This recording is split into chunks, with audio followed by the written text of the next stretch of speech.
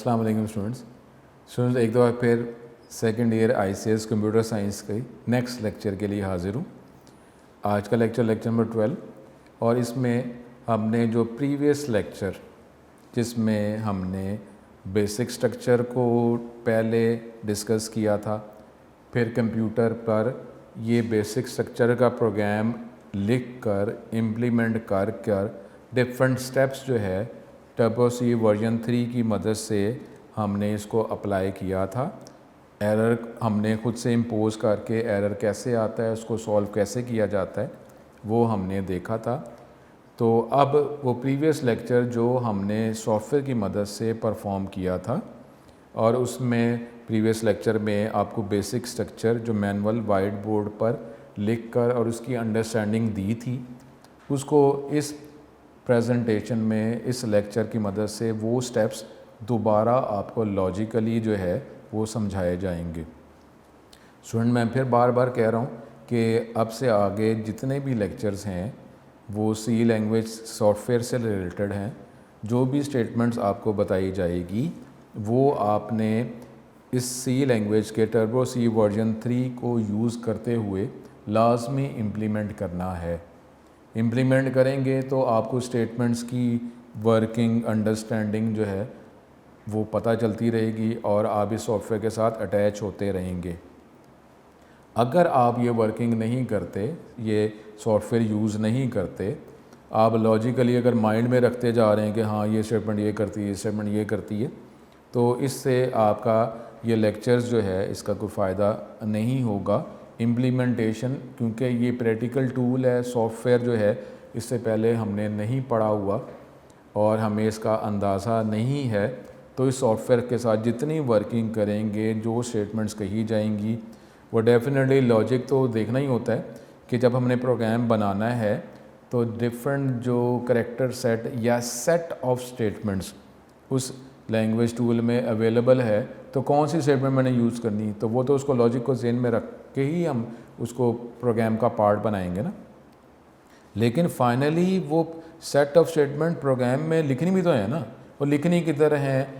और उसमें हो सकता है कि अब स्टूडेंट आपका जो लास्ट लेक्चर आपको वर्किंग में बताया था उसमें ये भी हो सकता है कि आपको कहा था सपोज़ वर्ड मेन के दरमियान स्पेस देनी है, आपने वो स्पेस नहीं दी, इकट्ठा वर्ड लिख दिया।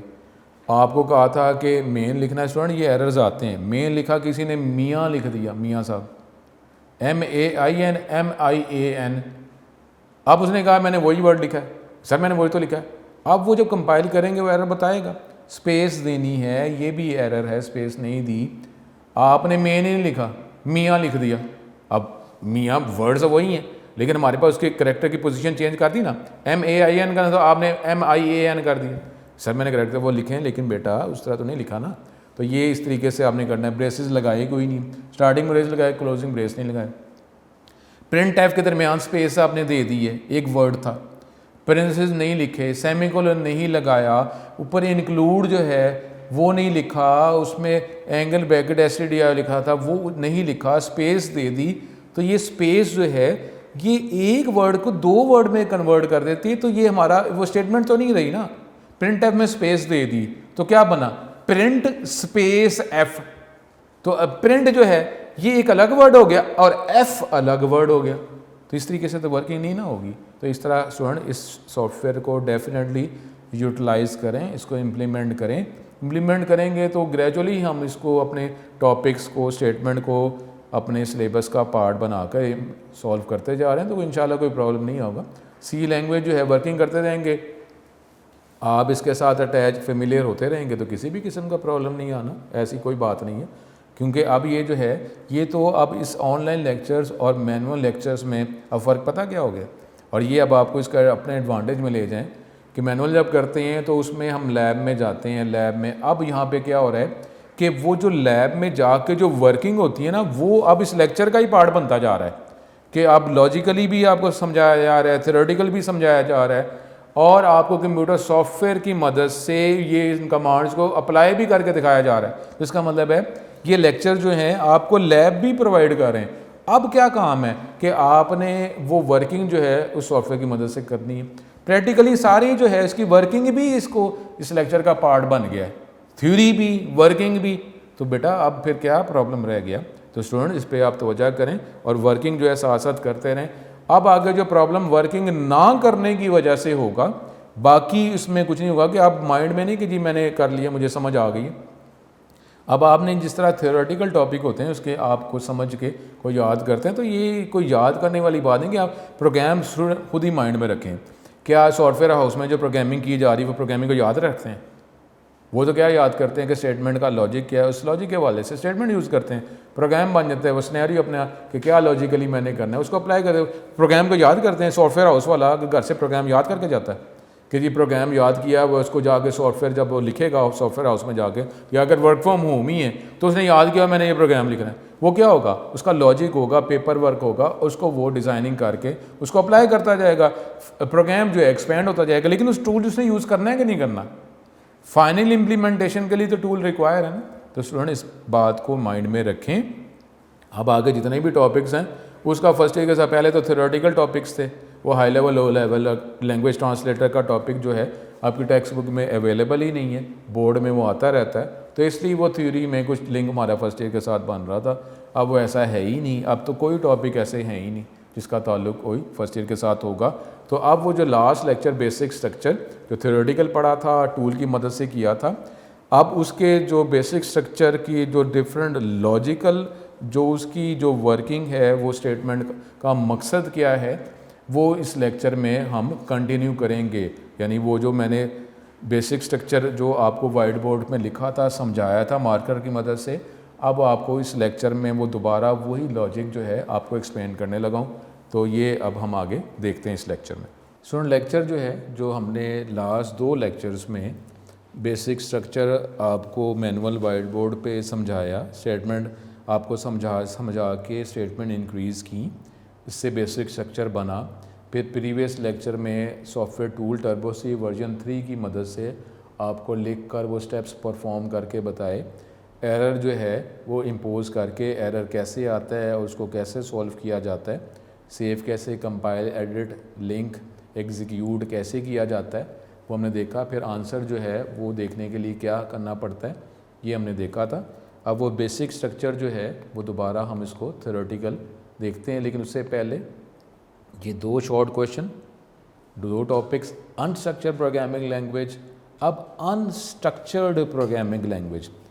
अनस्ट्रक्चर का मतलब क्या है कि प्रॉपर वो प्लानिंग नहीं की, वो स्ट्रक्चर नहीं है कि पहले क्या लिखना है बाद में क्या लिखना है। और अब जो है ये एक और टर्म भी मॉड्यूलर प्रोग्रामिंग आती है। जिस तरीके से आप जो सॉफ्टवेयर हाउस की बात करते हैं, सॉफ्टवेयर हाउस में हर सॉफ्टवेयर डेवलपर को कोई एक ड्यूटी असाइन की जाती है और वो ड्यूटी के हवाले से, वर्कलोड के हवाले से वो वर्किंग करता है और फिर उस प्रोजेक्ट, उस टीम के डिफरेंट मेंबर्स की वर्किंग को एंड पे कंबाइन कर लिया जाता है। इसका मतलब है हर सॉफ्टवेयर हाउस में हर सॉफ्टवेयर डेवलपर जो है अपने प्रॉब्लम से कंसर्न जो है वो प्रोग्रामिंग करता है और वो उसी की वर्किंग को स्मूथली इम्प्लीमेंट करवा रहा होता है। इस तरीके से हर सॉफ्टवेयर जो डेवलपर जो है वो जो वर्कलोड दिया गया उसकी वर्किंग करता है और एरर्स को जो उसको दिए जाते हैं उसको सॉल्व करके प्रॉपर इम्प्लीमेंट करता है। लेकिन एंड पे जो है सारे सॉफ्टवेयर्स को, डेवलपर्स के सॉफ्टवेयर्स को, प्रोग्राम्स को कंबाइन किया जाता है और एक कंप्लीट जो है सॉफ्टवेयर प्रोजेक्ट जो है बन जाता है और फिर वो क्लाइंट यूज़र को वो सॉफ्टवेयर प्रोवाइड कर दिया जाता है जो जिसमें उसके सारे प्रॉब्लम फीचर जो है अवेलेबल होते हैं। लेकिन जब अनस्ट्रक्चर्ड प्रोग्रामिंग की बात करते हैं तो उसमें ऐसा सच कोई ये मॉड्यूलर प्रोग्रामिंग शामिल नहीं है। एक ये डेफिनेटली ये अप्रोच पहले कि जब हमारे पास कंप्यूटर की यूटिलाइजेशन कम थी, अब जब कंप्यूटर को हमने कोई अपने प्रॉब्लम्स को सॉल्व करने के लिए यूज़ करना शुरू किया, तो अभी तो पहले कंप्यूटर इस्तेमाल ही नहीं होता। अगर कंप्यूटर इस्तेमाल होना शुरू हुआ है तो अब आप ये तो नहीं माइंड में अगर स्टूडेंट लॉजिकली देखें कि अगर वर्किंग एक्सपेंड हो रही है तो पहले कंप्यूटर इस्तेमाल ही नहीं करते, हमने कंप्यूटर इस्तेमाल किया और अब आप कहेंगे जी वो प्रोजेक्ट जो है सॉफ्टवेयर जो पूरी दुनिया की हर जगह पे इस्तेमाल किया जा रहा है, वो मिलियंस ऑफ यूज़र्स से कनेक्ट हुए हैं या 1000 जो है वो यूज़र कनेक्ट हुए हैं डिफरेंट एरिया से, ऐसे तो मुमकिन नहीं ना होगा। ग्रेजुअली जो है वही वर्किंग एक्सपेंड होती है। तो अगर जो प्रोग्राम पहले बना, पहले प्रोग्राम था ही नहीं, सपोज़ एक स्टेटमेंट, फिर अगर प्रोग्राम बना भी तो ये तो नहीं है कि एक पहले प्रोग्राम था ही नहीं, एक स्टेटमेंट थी, अब हमने प्रोग्राम बनाया वो सीधा ही जाके वो मिलियन ऑफ लाइंस आ गया, ऐसे तो नहीं होगा ना। 1 लाइन होगी, फिर लाइंस जो है एक्सपेंड होगी, 5-6 लाइनें, 10-15 लाइनें, 20 लाइनें, इस तरीके से एक्सपेंड होगा। तो अब जो है वो जितनी भी हम फीचर्स करते थे, फीचर्स में लिमिटेड, और लिमिटेड फीचर्स को सॉल्व करने के लिए स्टेटमेंट भी लिमिटेड। जब स्टेटमेंट लिमिटेड हैं तो सॉफ्टवेयर हाउस में जो सॉफ्टवेयर डेवलपर्स मुख्तलिफ काम करते हैं तो वो तो वर्किंग सिनेरियो नहीं ना होगा। तो फिर अनस्ट्रक्चर्ड प्रोग्रामिंग स्टार्ट में, कि जिसमें आपके प्रोग्राम की जो भी लॉजिक है आप एक ही मॉड्यूल में, एक ही फंक्शन में सारा लॉजिक इम्प्लीमेंट कर देते हैं, स्टेटमेंट भी ज़्यादा नहीं होती थी। तो ये अनस्ट्रक्चर्ड प्रोग्रामिंग लैंग्वेजेस का scenario. The program written in these languages में कंटेन डिफरेंट एरर्स। अब ये एक ही जगह पे है तो उसको अगर एरर्स आएंगे तो वो भी वहीं पर है। अलग अलग जिस तरह सॉफ्टवेयर डेवलपर्स की बात करते हैं, अगर एरर आएगा तो स्पेसिफिक सॉफ्टवेयर डेवलपर का ही कंसर्न उस एरर के साथ होगा ना। लेकिन अगर आप एक ही जगह प्रोग्राम लिखे जा रहे हैं, एरर्स आ रहे हैं, तो उसका कंसर्न भी उस पूरे प्रोग्राम के साथ है।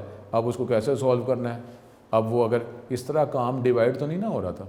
तो अब प्रोग्राम जो है एक ही जगह पे जब लिखा जा रहा है, स्टेटमेंट बढ़ती जा रही हैं। अब ज़्यादा बड़ा प्रोग्राम अगर हो रहा है, वैसे प्रोग्राम्स को डिवाइड किया हुआ है तो एक ही जगह पे आप प्रोग्रामिंग करते जा रहे हैं, कोडिंग करते जा रहे हैं, तो एरर्स आ गए, उसको डिटेक्ट करना, उसको सॉल्व करना डेफिनेटली मुश्किल। The programs are difficult to understand, modify, it is also difficult to detect and remove errors in these programs. Unstructured program expand होगा तो नंबर ऑफ लाइन्स बढ़ेंगी, तो फिर उसको सॉल्व करना, डिटेक्ट करना एरर को मुश्किल होगा। लेकिन अब जो है, अब हमारे पास आ गया स्ट्रक्चर प्रोग्रामिंग लैंग्वेज। अब C is an example of structure programming language. Structure programming language में आपने जो भी सिनेरियो बनाना है या आपने जो फीचर्स अप्लाई करने हैं, तो आप उसको डिफरेंट फंक्शन मॉड्यूल्स में डिवाइड करेंगे। जिस तरीके से कहा जाता है हमारा जो कोई एक प्रॉब्लम है, वो मेन प्रॉब्लम को डिफरेंट सब प्रॉब्लम में डिवाइड कर देते हैं। अब सब प्रॉब्लम में हर प्रॉब्लम जो है डिफरेंट जो प्रॉब्लम को सॉल्व करने का जो पर्सन सिनेरियो है, उसके ज़रिए उस प्रॉब्लम को सॉल्व किया जाता है। तो अब स्ट्रक्चर प्रोग्रामिंग है ऐसा प्रोग्रामिंग मॉडल है aimed at improving the clarity, quality and development time of a computer program by making detail extensive use of the structured control flow construct या स्टेटमेंट्स ऑफ सिलेक्शन। अब इसके ज़रिए हमने programmes को divide करना शुरू कर दिया, और डेफिनेटली प्रोग्राम को डिवाइड या ब्लॉक्स में बनाने की डिफरेंट स्टेटमेंट्स जो हैं वो भी उसको बनाया गया, उसको इम्प्लीमेंट किया गया। डिफरेंट जो ब्लॉक स्टेटमेंट्स इफ़ देन इस्तेमाल किया गया। अगर हमने फिर रिपीटेशन स्टेटमेंट्स आ गई, जिसके ज़रिए हम एक ब्लॉक ऑफ स्टेटमेंट को नंबर ऑफ टाइम्स एग्जीक्यूट कर रहे हैं। इसका मतलब क्या हो रहा है कि स्ट्रक्चर प्रोग्रामिंग में हम डिफरेंट प्रॉब्लम्स को डिफरेंट ब्लॉक्स में इम्प्लीमेंट करते जा रहे हैं। तो अब जो है अगर कोई एक एरर है एक ब्लॉक में, इसका मतलब है ज़्यादातर उस एरर का ताल्लुक उसी ब्लॉक तक ही होगा किसी और ब्लॉक में जाने की ज़रूरत नहीं है। ज़्यादातर लॉजिकली क्या होगा, ठीक है, जब लिंकिंग की बात करेंगे तो उससे सारे प्रोग्राम्स को, जितने भी मॉड्यूल्स हैं, उसको लिंक किया जाएगा। लेकिन इनिशियली अगर कोई एरर आता है तो सबसे पहले जो है उसी ब्लॉक को में इसका कंसर्न होता है, उसी को सॉल्व करके नॉर्मली एरर सॉल्व हो जाता है। डिफरेंट फिर ये हमारे पास ब्लॉक स्टेटमेंट्स अवेलेबल हो गई, ब्लॉक स्ट्रक्चर्स और वही सब रूटीन्स या प्रोसीजर्स हमने ब्लॉक्स बना दिए, फंक्शंस बना दिए। It is possible to do structure programming in any programming language, though it is preferable to use something like a procedure programming language. अब देखें ना, वो एक ऐसे एनवायरनमेंट जो आपको उसका सिनेरियो ही ऐसा है कि जो स्ट्रक्चर्ड अप्रोच जो है उसको ज़हन में रख के बनाया गया है, और एक जो ऐसा एनवायरनमेंट है जिस टाइम अभी स्ट्रक्चर अनस्ट्रक्चर्ड की बात ही नहीं थी, प्रोग्राम था कि जी इसी एनवायरनमेंट में लिखना है। लेकिन अब जो एक सिनेरियो को ज़हन में रख कर जब डेवलपमेंट की गई है, हम पहले भी बात करते रहे हैं जिस तरीके से हमने टाइप्स ऑफ लैंग्वेजेस की बात की है कि हर लैंग्वेज जो है, हर एनवायरनमेंट, डेवलपमेंट एनवायरनमेंट जो है किसी मकसद को ज़हन में रख के बनाया जाता है। अब अगर उस मकसद, जिस मकसद को ज़हन में रख के बनाया गया है, तो उस मकसद से रिलेटेड जो है ज़्यादा फीचर्स वो प्रोवाइड करेगा ना, तो डेफिनेटली करेगा, उसका मकसद ही यही। तो इसलिए जो है अब अगर इसमें अगर हम ये अप्रोच अप्लाई करते हैं तो बेटर ऐसा एनवायरनमेंट यूज़ करें कि जो स्ट्रक्चर प्रोग्रामिंग अप्रोच को ही ज़हन में रख के एनवायरनमेंट बनाया गया। तो इसके लिए अगर हम अपने प्रोग्राम को, अपने प्रॉब्लम को डिफरेंट पोर्शंस में डिवाइड करके ताकि उसको बेटर डिटेक्ट और सॉल्व और उसको इम्प्लीमेंट किया जा सके, तो ऐसा ही एनवायरनमेंट यूज़ किया जाए जो स्ट्रक्चर प्रोग्रामिंग अप्रोच को ही ज़हन में रख के बनाया गया। तो इसका मतलब है कि ऐसी एनवायरनमेंट जो structure programming language, structure programming approach यानी स्ट्रक्चर प्रोग्रामिंग लैंग्वेज के अंदर ही अगर आप ये इसको इम्प्लीमेंट करेंगे तो ये ज़्यादा मुनासिब, प्रेफरेबल होगा, क्योंकि वो उसके अंदर आपको वो फीचर्स भी ज़्यादा प्रोवाइड कर रहा है, ऑप्शंस भी, हेल्प भी ज़्यादा प्रोवाइड कर रहा है। तो अब ऐसी अप्रोच जिसके अंदर हम अपने प्रॉब्लम को डिफरेंट प्रॉब्लम्स में और फिर उसको एक पोर्शन को डिफरेंट पोर्शंस में डिवाइड करके अपने प्रॉब्लम्स को सॉल्व कर सकते हैं, तो वो है स्ट्रक्चर प्रोग्रामिंग अप्रोच। और ऐसी लैंग्वेज जिसमें ये अप्रोच इस्तेमाल की जाती है उसको स्ट्रक्चर प्रोग्रामिंग लैंग्वेज कहा जाता है। तो अब ये जो लैंग्वेजेस हैं जो स्ट्रक्चर प्रोग्रामिंग अप्रोच को फॉलो करती हैं सिनेरियो को, वो कौन सी हैं? Some of the language initially use for structure programming, ALGOL, Pascal और एडा, और ये सी लैंग्वेज जो है PL प्रोग्रामिंग लैंग्वेज 1, इसके ज़रिए आप ये अप्रोच अप्लाई कर सकते हैं। अब सी लैंग्वेज जो हम यूज़ कर रहे हैं वो स्ट्रक्चर्ड प्रोग्रामिंग जो लॉजिक है उसको इसमें इम्प्लीमेंट किया गया है। तो इसके अंदर आप जो है स्ट्रक्चर प्रोग्रामिंग या आप जो है अपने एक प्रॉब्लम को डिफरेंट प्रॉब्लम में डिवाइड करें, डिफरेंट ब्लॉक्स में उसको डिवाइड करें और इंडिविजुअली ब्लॉक लिखते जाएं, फाइनली आपका प्रॉब्लम सॉल्व हो जाएगा। तो ये स्ट्रक्चर प्रोग्रामिंग लैंग्वेज सी इसकी एग्जांपल है। तो इसी को यूज़ करते हुए अपने प्रॉब्लम्स को हम सॉल्व करेंगे। इनिशियल तो आपको कहा है कि वो मेन के ब्लॉक में ही आप स्टेटमेंट लिखेंगे, लेकिन चैप्टर 13 में जाके हम डिफरेंट ब्लॉक्स अपने रिक्वायरमेंट के हिसाब से खुद से बना भी सकेंगे सेकेंड ईयर के लेवल को फॉलो करते हुए। तो ये हमारे पास अनस्ट्रक्चर्ड, स्ट्रक्चर्ड और फिर वो जो हम टॉपिक जो डिस्कस कर रहे थे basic structure of a C program, उसको लॉजिकली हम जो है फिर दोबारा इसको यूज़ करते हैं, देखते हैं। अब ये बेसिक स्ट्रक्चर क्या होता है? द फॉर्मेट, स्टाइल और design of writing a program. एक प्रोग्राम को लिखने का फॉर्मेट क्या होगा, स्टाइल, डिज़ाइन क्या होगा, इसको बेसिक स्ट्रक्चर कहा जाता है। और आप क्योंकि सी प्रोग्राम की बात करें तो सी लैंग्वेज का बेसिक स्ट्रक्चर, फॉर्मेट, स्टाइल क्या होता है, इसको basic structure of a C program कहते हैं। C is an example of structure programming language जो अभी हमने डिस्कस किया है। Therefore it provides a well defined way of writing program, के एक आपको बेटर एक अप्रोच स्ट्रक्चर प्रोग्रामिंग की प्रोवाइड करता है ये। It increases the power of the language. The basic structure of a C program consist of the following parts.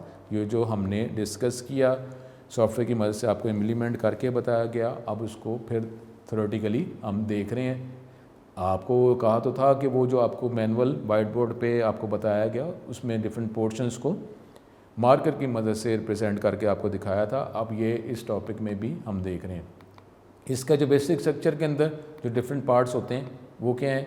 हमारे पास यही pre processor, directive, main function, delimiters, statement terminator और function printf. ये normally आप जो भी प्रोग्राम सी language में बनाएंगे वो इसी बेसिक स्ट्रक्चर को फॉलो करेगा। ये स्टेटमेंट आप लिखेंगे, स्ट्रक्चर लिखेंगे और मज़ीद आपने जो इम्प्लीमेंटेशन किसी और स्टेटमेंट की करनी है इसी में आप अप्लाई करते रहेंगे। ये मस्ट आपने प्रोवाइड करनी है। ये आपने प्रोग्राम का हिस्सा इन स्टेटमेंट को इस स्ट्रक्चर के अंदर इन पार्ट्स को बनाना ही है। ये इसकी एग्जांपल वही जो हमने बात की ये जो हमने लिखा था इंक्लूड str और ये वर्ड मेन हेलो वर्ड, ये हमने जो बात की थी इसके अंदर ये हमारे पास यही जो example include str word main ये हमने लिखा।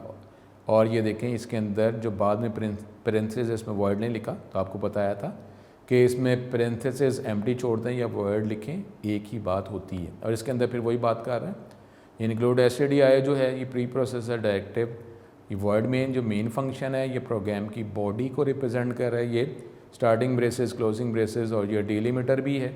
और इसके अंदर आप ये सी की स्टेटमेंट प्रिंटफ आपने इस्तेमाल की है। ये इसका स्ट्रक्चर।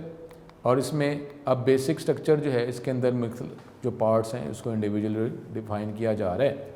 प्री प्रोसेसर डायरेक्टिव जो हमने वो बात की थी, नंबर साइन से जो स्टेटमेंट स्टार्ट होती है वो प्री प्रोसेसर डायरेक्टिव को रिप्रेजेंट कर रही होती है। First line is pre processor directive, पहली लाइन जो हमने प्रोग्राम की लिखी, जो ये नंबर साइन इंक्लूड हमने लिखा, वो रिप्रेजेंट करती है एक डायरेक्टिव को। उस डायरेक्टिव वो स्टेटमेंट हदायत क्या है, इंक्लूड, कि जी इंक्लूड की जाए एक हेडर फाइल को, और फाइल का नाम है stdio.h।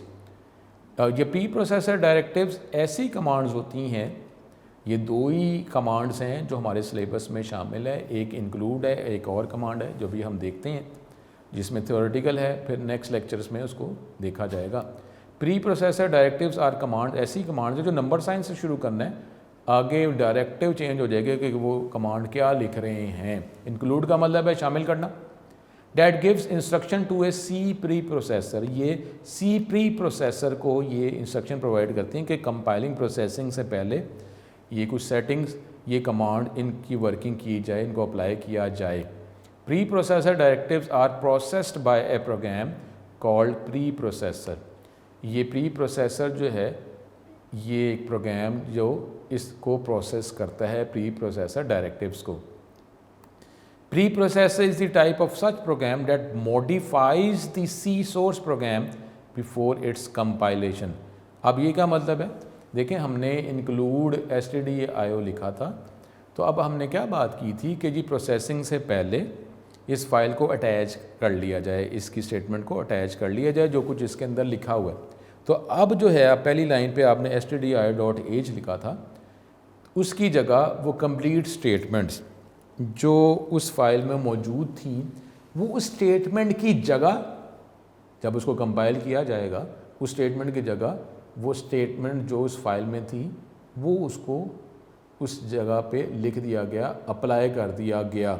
यानी क्या मतलब है, जब उसको कंपाइल किया जाएगा तो ऊपर जो लाइन stdio.h लिखी, उसकी जगह जो स्टेटमेंट्स उस फाइल में मौजूद थी उनको कंपाइल किया जा रहा है, ना कि ये इंक्लूड stdio, क्योंकि उसकी जगह तो वो लाइंस जो हैं उसको कंपाइल किया जाएगा। तो ये वो स्टेटमेंट, ये लाइन कि C preprocessor is the type of such program that modifies the C program before its compilation, आपके प्रोग्राम को ये मॉडिफाई कर देती है, क्योंकि उस लाइन की जगह उसने वो सारी स्टेटमेंट stdio की शामिल कर दी है, उसको कंपाइल किया जाएगा। ठीक है।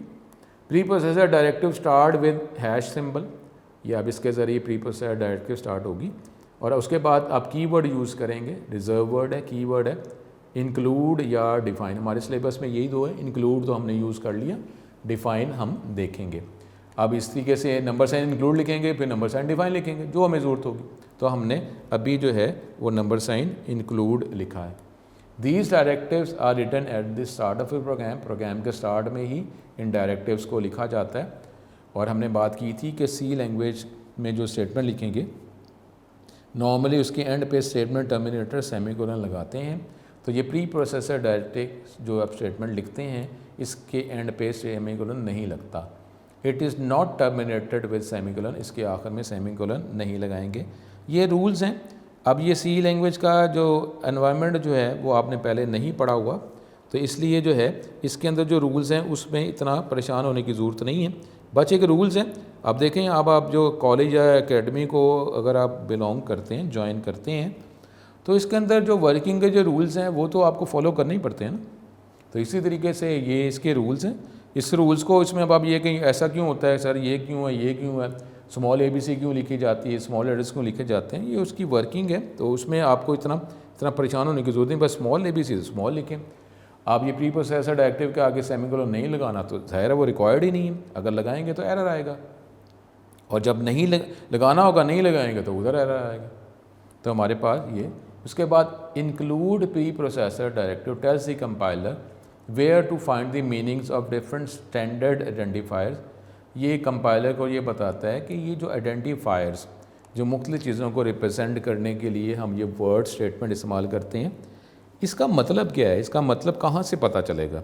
जिस तरीके से ये प्रिंट-एफ है, जो अभी हमने बेसिक स्ट्रक्चर में प्रिंट-एफ इस्तेमाल किया है, गेट-ch आगे हम यूज़ करेंगे। तो अब प्रिंट-एफ जो है क्या मतलब है, किस चीज़ को रिप्रेजेंट करता है। तो ये जो वो फाइल जो stdio जो है उसके अंदर जो लाइनें लिखी हुई हैं उसके ज़रिए में पता चलता है, कंपाइलर को पता चलता है कि जी printf जो है ये रिप्रेजेंट किसको कर रहा है, ये एक नाम वर्ड तो है, ये आइडेंटिफाई किसको कर रहा है। तो जब उस लाइन्स को वो कंपाइल करता है तो पता चलता है कि printf जो है एक फंक्शन है। तो अब उसके अंदर जो स्टेटमेंट्स हैं उनको एक्सिक्यूट किया जाता है जो लाइब्रेरी फाइल में मौजूद होती हैं। These meanings are describe in different header files जैसे stdio.h और conio.h। ये हम आगे जब स्टेटमेंट इस्तेमाल करेंगे तो जब ज़रूरत पड़ेगी तो इस हेडर फाइल को इंक्लूड करना पड़ेगा। अभी printf के लिए आपको पता है कि आपको stdio.h, क्योंकि इसके अंदर stdio.h के अंदर printf के सिंटैक्स रूल्स पड़े हुए हैं, तो आपको प्री प्रोसेसर के तौर पर इस फाइल को इंक्लूड करना पड़ता है। उसके बाद जो है हमारे पास मेन फंक्शन जो है हमने बात की है कि जो सेकंड लाइन जो नॉर्मली होती है वो मेन फंक्शन स्टार्ट को रिप्रेजेंट करती है। Main function is the place where the execution of a C program start. Main function वो हमारी जगह है जहाँ पे हमारे सी प्रोग्राम की एग्जीक्यूशन स्टार्ट होती है। जब प्रोग्राम को एग्जीक्यूट किया जाता है तो कंट्रोल एंटर होता है, यानी इस मेन के अंदर जो लाइनें लिखी होती हैं उसको फिर एग्जीक्यूट किया जाता है और एक एक करके सारी स्टेटमेंट को एग्जीक्यूट किया जा रहा होता है। Each C program must contain main function. हर सी के प्रोग्राम में मेन फंक्शन लाजमी होगा। It is called the definition of main function, यानी ये मेन फंक्शन को रिप्रेजेंट करता है कि मेन फंक्शन में है क्या, मेन फंक्शन के अंदर स्टेटमेंट्स क्या हैं। If a C program does not contain main function ही नहीं है तो उसको डेफिनेटली कंपाइल एग्जीक्यूट नहीं किया जा सकता और ये एरर आपको शो हो जाएगा। डेफिनेटली मेन का ब्लॉक लाजमी लिखना है आपने, और इसी से हमारी सी लैंग्वेज की प्रोग्राम की एग्जीक्यूशन स्टार्ट होती है, कंपाइलिंग स्टार्ट होती है और फिर आगे वर्किंग जो हमने करनी होती है वो की जाती है। उसके बाद इसका सिंटैक्स क्या है, general syntax of main function. अब ये वो जिस तरह हमने बात की, मेन फंक्शन वॉइड ब्रेसेस लिखेंगे जो मेन फंक्शन के स्टार्ट और एंड को रिप्रेजेंट करता है, डिलिमिटर है, और उसके अंदर मेन फंक्शन में जितनी भी स्टेटमेंट लिखनी होती हैं वो आप इसमें लिखते हैं। तो चैप्टर 13 से पहले जितनी भी स्टेटमेंट लिखेंगे ये आप इन ब्रेसेस इस डिलिमिटर के अंदर ही लिखेंगे चैप्टर 13 तक। चैप्टर 13 में जाकर फिर आगे एक्सपेंड हम करेंगे। और अब ये अबव स्ट्रक्चर जो है आपने बात की है किस तरह भी लिखा जा सकता है कि आप जो है इसमें वर्ड में लिखा, लेकिन वर्ड मेन के बाद आपने प्रिंसेस में वर्ड नहीं लिखा, उसको एम्प्टी छोड़ दिया, तो ये एक ही बात है, वर्ड मेन वर्ड लिखें या वर्ड में लिखें और ये प्रिंसेस को खाली छोड़ दें, एक ही बात होती है। अगर आप खाली भी छोड़ेंगे उसका मतलब भी यहाँ पर वर्ड ही होता है। पहले वाला वर्ड लाजमी लिखना है, इस स्टाइल में वो लाजमी लिखना है। उसके बाद हमारे पास मेन फंक्शन जो है उसके जो मुख्तलिफ जो हिस्से होते हैं वो क्या, इसके अंदर डेफिनेशन ऑफ मेन फंक्शन जो है वर्ड वॉइड से शुरू होता है, जो हमने डिस्कस किया था, आपको बताया भी था वाइट बोर्ड में मार्कर की मदद से करके भी बताया था। अब मेन से पहले वाला जो वर्ड है उसकी वो बात कर रहा है, it indicates the type of value that is return by function. Main से पहले वाला वर्ड जो है वो ये रिप्रेजेंट करता है कि ये फंक्शन किस तरह की वैल्यू रिटर्न करेगा। जैसे सपोज इंटीजर है, अगर हमको इंटीजर वैल्यू अगर फंक्शन प्रोसेसिंग करने के बाद आंसर इंटीजर में रिटर्न करता है तो हम INT लिखेंगे। लेकिन क्योंकि आपको बताया है मैंने कि मेन के ये जो स्नैरियो है वर्ड मेन वर्ड, ये हमारे सेकेंड ईयर के हवाले से ऐसे ही रहेगा, इसको चेंज नहीं करेंगे, ये हम अगली डिग्री में करेंगे। लेकिन चैप्टर 13 में जाके जब डिफरेंट ब्लॉक्स हम फंक्शंस क्रिएट करना पड़ेंगे तो हम मेन के अलावा फंक्शन का जो हम बनाएंगे तो फंक्शन के नाम से पहले वर्ड के अलावा भी कुछ लिख सकेंगे चैप्टर 13 में। तो उससे आपको इस मेन से पहले वाले वर्ड और बाद वाले वर्ड की अंडरस्टैंडिंग हो जाएगी चैप्टर 13 में। अभी चैप्टर 13 से पहले मेन से पहले वर्ड लिखेंगे और उसका मतलब है कि ये मेन फंक्शन भी एक फंक्शन ही है जो एनवायरनमेंट उसको चला रहा है। तो ये मेन फंक्शन कोई प्रोसेसिंग करके जवाब रिटर्न, किसी भी तरह का जवाब किसी भी वैल्यू की फॉर्म में रिटर्न नहीं कर रहा, इसलिए मेन से पहले वर्ड लिखा है। Word before main function means that the function will return nothing और नो वैल्यू।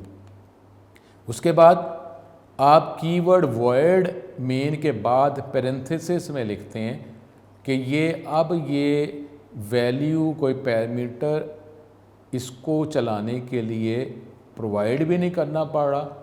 जिस तरीके से कैलकुलेटर में अंडर रूट की बात की थी, उसमें एक वैल्यू प्रोवाइड करनी पड़ती है। अब ये मेन फंक्शन भी अगर कोई चला रहा है, आप नहीं बल्कि एनवायरनमेंट चला रहा है, तो उसमें ये कोई वैल्यू एज ए पैरामीटर इसको चलाने के लिए रिक्वायर भी नहीं है कि देनी पड़े। और जब वैल्यू को दे रहा है तो ये वैल्यू कोई इसको यूज़ भी नहीं कर रहा कि main function.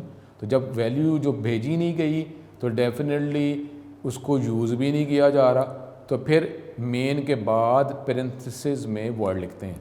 Keyword word in parenthesis indicate that the main function does not accept any argument या arguments. Writing nothing in parenthesis after the main function, main word keyword नहीं है, मेन हमारे पास एक फंक्शन का ब्लॉक का नाम है, तो वो सेम ही होता है कि मेन के बाद पेरेंथेसिस में वर्ड लिखें या मेन के बाद पेरेंथेसिस को एम्प्टी छोड़ दें, एक ही बात होती है। कुछ भी ना लिखें या उसमें वर्ड लिखें, मेन के बाद पेरेंथेसिस में सेम चीज़ है।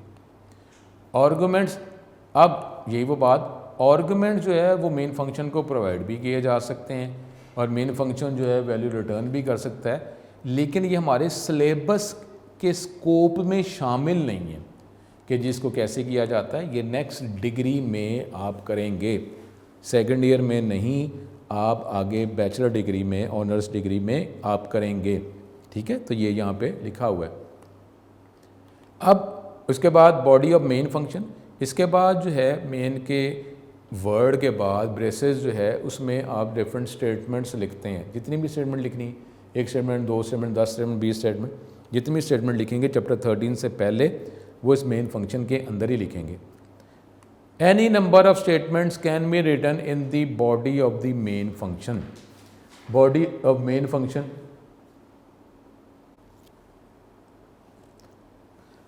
Body of main function, body of main function क्या है?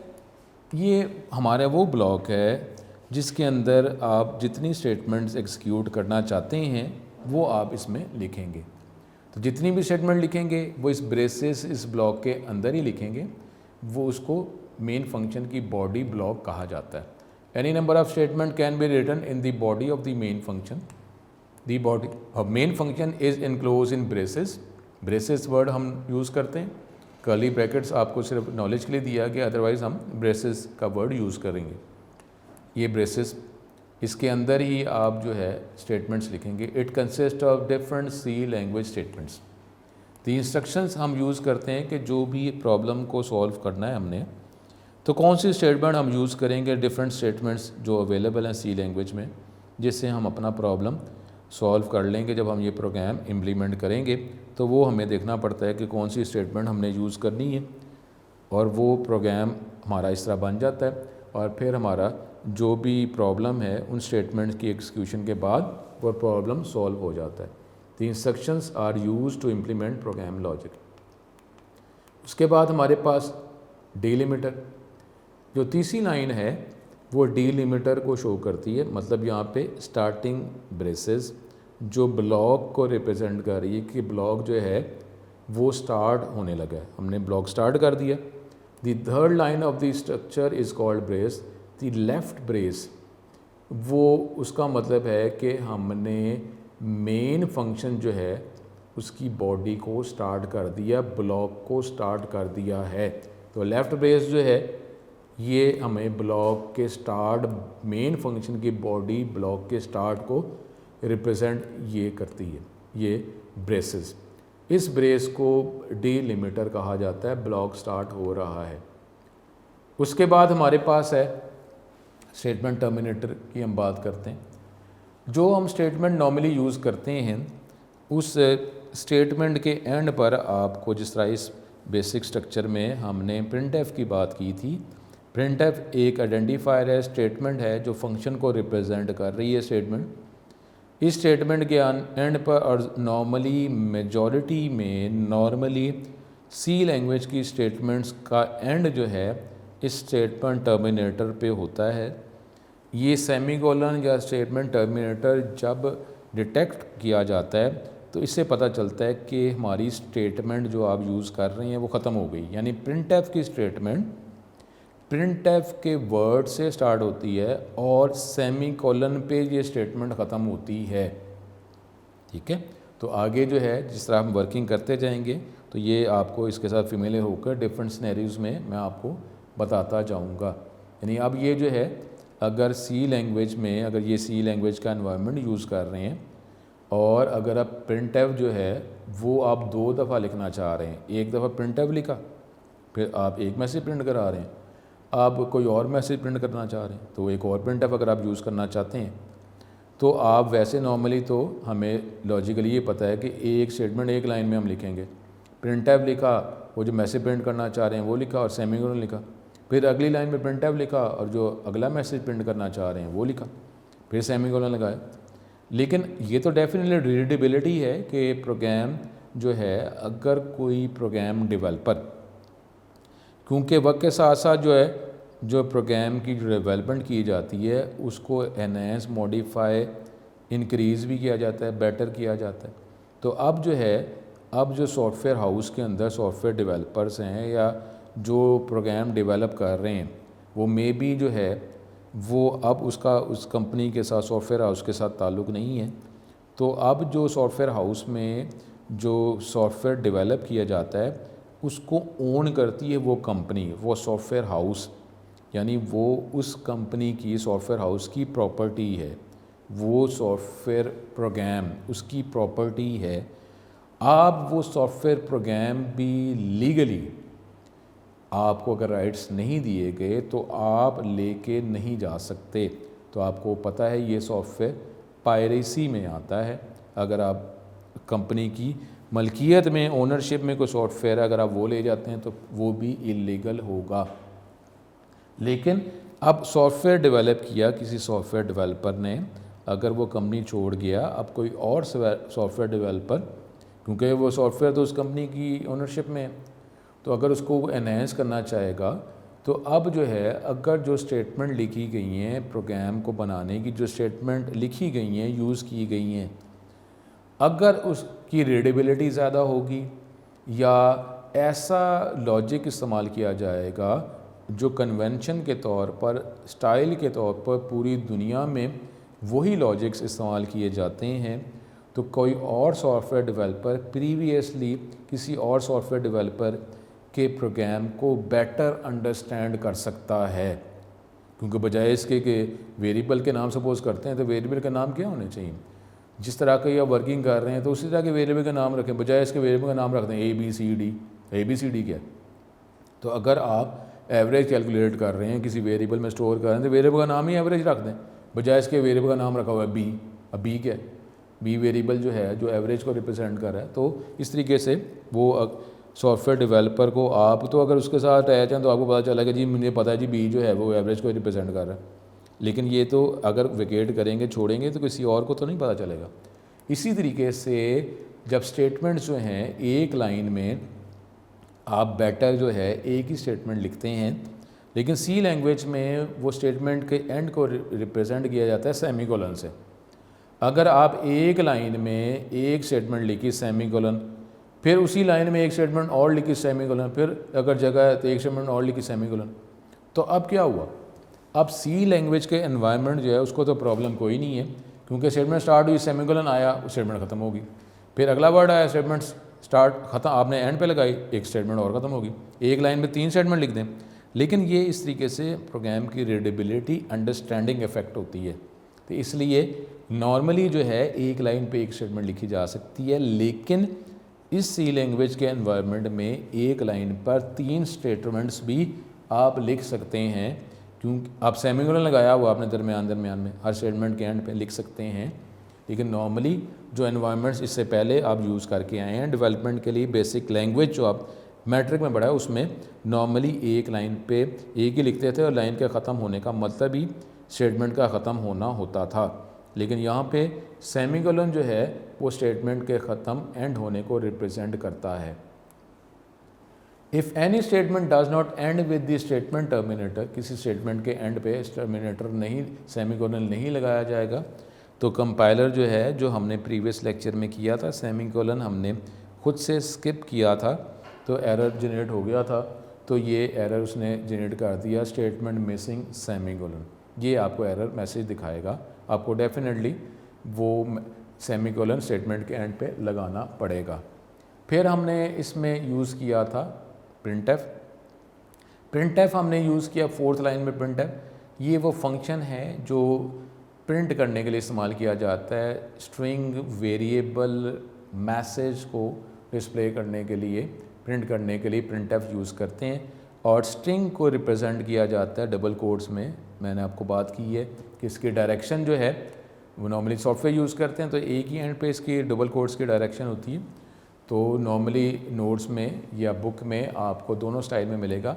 ज़्यादातर वो स्टाइल में यूज़ करता है, लेकिन एक साइड पर डायरेक्शन अगर रखते हैं, क्योंकि सी लैंग्वेज में आप करते हैं तो डायरेक्शन एक ही साइड पे होती है।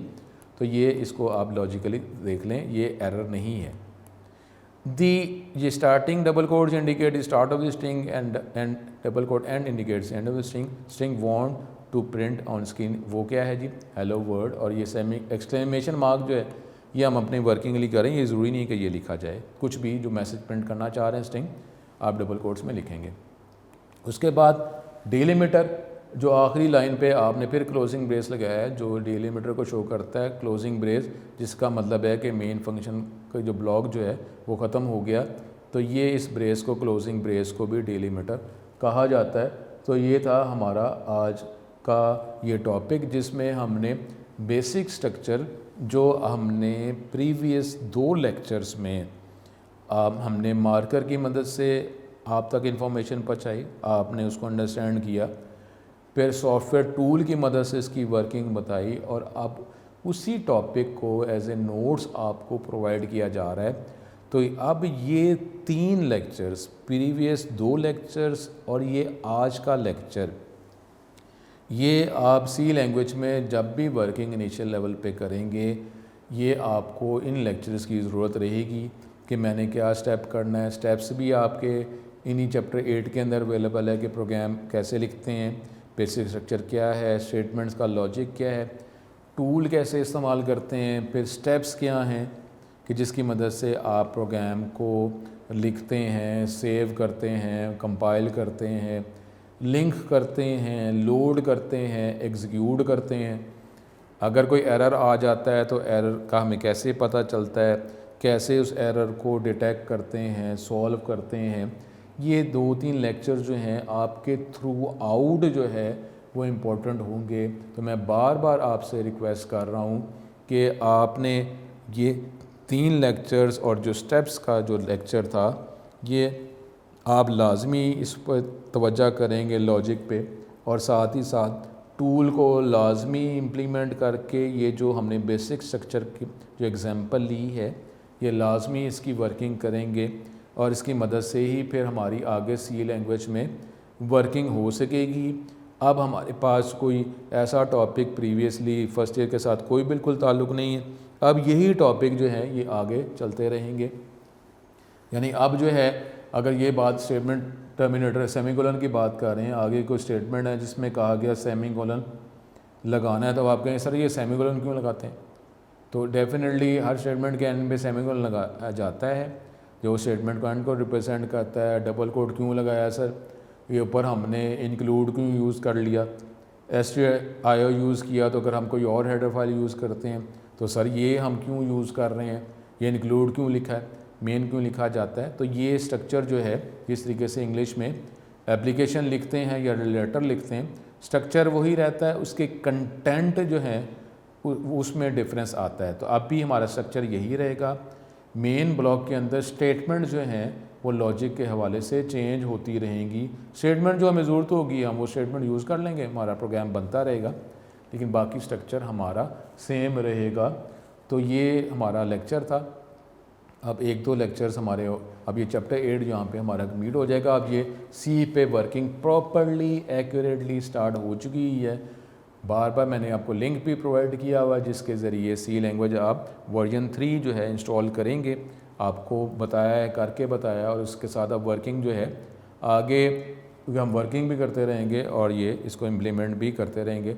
लाजमी लेक्चर्स वर्जन 3 में करें। इंशाल्लाह स्टूडेंट आपके साथ इंशाल्लाह ताला आगे भी मुलाकात रहेगी। उम्मीद है आपके सारे प्रॉब्लम सॉल्व हो गए होंगे। अस्सलाम वालेकुम।